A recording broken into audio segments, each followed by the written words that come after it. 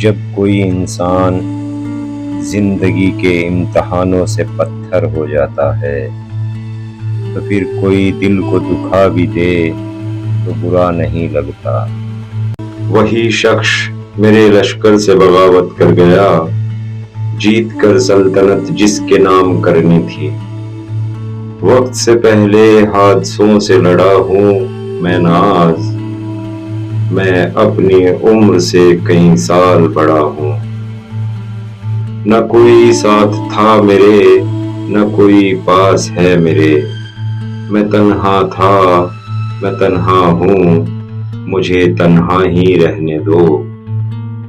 میری یہ ذات بھی مٹی، میری اوقات بھی مٹی، میں مٹی تھا، میں مٹی ہوں، مجھے مٹی ہی رہنے دو۔ اپنی زندگی میں ہر کسی کو اہمیت دو، جو اچھا ہوگا وہ خوشی دے گا، اور جو برا ہوگا وہ سبق دے گا۔ دوست بنانے سے پہلے کبھی کسی کے چہرے کو مت دیکھ، بلکہ اس کے اخلاق اور چاہت کو دیکھ، کیونکہ اگر سفید رنگ میں وفا ہوتی تو نمک زخموں کی دوا ہوتی۔ کچے مکان دیکھ کر کسی سے رشتہ مت توڑنا دوستو، تجربہ ہے میرا، مٹی کی پکڑ مضبوط ہوتی ہے، سنگ مرمر پہ تو ہم نے اکثر پیر پھسلتے دیکھا ہے۔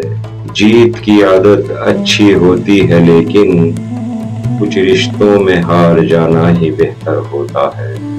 یتیم ہونا آسان ہے مگر یتیم ہو کر جینا سب سے مشکل۔